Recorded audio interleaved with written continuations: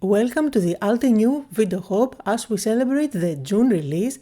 There are lots of giveaways along the way, so make sure to leave a comment down below, and in the description you will find everything you need for the hop. So today I'm going to play with three of the products from the new release, and I decided to go with this coral stencil, which is absolutely gorgeous. And then I'm going to combine the Graceful Seahorse stamp set as well as the dies, and these are the Mini Delight set, and the dies are so easy to put together as they have the keyhole system. So I'm going to start with a white panel, and this is slightly smaller than the standard card, and I'm going to work on the background. I'm going for an ocean underwater scene here. I started with ocean waves, and now I'm blending on one side only, dusk, just to make it kind of darker. This is going to be the bottom of my ocean, so I need to be darker as I go down. Notice that I didn't do the perfect blending. I wanted to have kind of splotches here and there.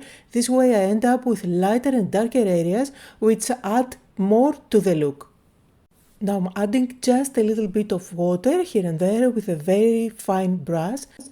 I let that water to react with the ink underneath, and now with a clean paper towel I'm just going to lift the excess, and it gives a lovely ghost effect full of splatters.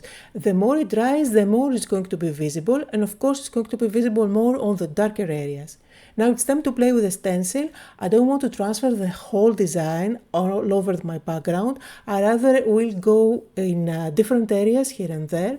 So for the bottom I'm going to go again with dusk. So I'm going tone on tone. On the darker areas I will use the same color, and on the lighter exactly what I used underneath. So dusk and ocean waves. And you see here I moved to a smaller tool because I want to control more on where exactly I apply the ink, just so I don't end up with the design all over the background. Now don't forget, this is part of a video hop, so make sure to leave a comment because there is a chance to win. Make sure that you check the next stop on the hop down below in the description, and there you will find a list of all the supplies that I'm using. So let's move on to the next step, and I'm going to do some stamping. So I'm going to use both the stamps, the plants for my sea, and I will be starting with dusk, which is exactly the same color as the one that I used at the bottom of my background. Now I'm going to do the stamping. I'm using my stamp wheel just so I can stamp again at the same area if I need to do so. And you will see that it looks quite dark, however it is going to be softer, it's going to dry paler than it looks at the moment. And this is going to add more into the depth of my sea bottom.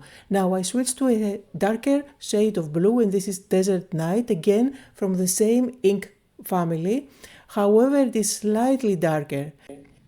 And you see I just repeat the stamping steps again and again until I'm happy with the amount of stamped plants that I have on my background. Now I'm going to die cut the Seahorse dies, and I will die cut everything from white cardstock. I will ink up everything with my inks just so I can give more depth into my seahorse. Now I'm starting with green for the seaweed, and then I will mix yellows with oranges and pinks for the seahorse. So now I have everything ready to go, and all I need to do is to put the seahorse together. Now because I'm not one who reads the instructions, I'm sticking that fin on top of the main body, which is not correct. You will see later on I will be able to correct my mistake, but anyway I will just keep on sticking everything down. And this is where I realized my mistake, because I can see the fin through that second piece that I'm sticking on the body. So I'm just going to peel it off. No seahorse was harmed.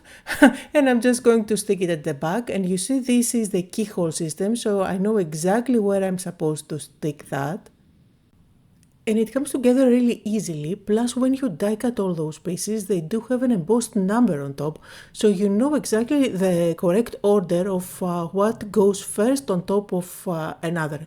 Now I am finishing off with the eye, and I'm just going to add a dot.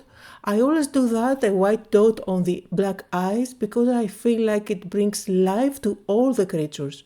I am going to stick that on top of my background, and I will use foam tape for the back just to add some dimension. And then for the green pieces, I'm just going to use glue and stick them down. I did cut out 3 of those, and I'm just combining 2 in one corner and the other one on the other corner, but you can definitely fill up the bottom of your background if you want to do so. And I feel like this color combination is really striking. The colors of the seahorse really pop on top of the background. Now all I need to do to finish it off is to add my sentiment, and I'm going to stamp that with black ink directly on top of my background.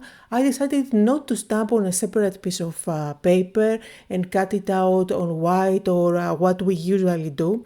I think that this way it matches perfectly with all the stamped images that I have going on my background. And now for the finishing touches that, in my opinion, those little details always make the card. So here I'm using the clear iridescent stellar sequins, and I have 2 sizes here.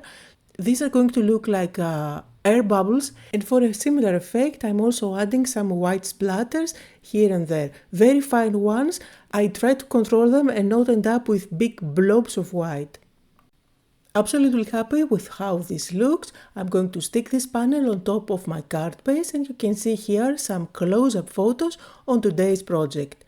Don't forget that down below in the description you can find links to all the products that I used and all the details on the video hop and the giveaway.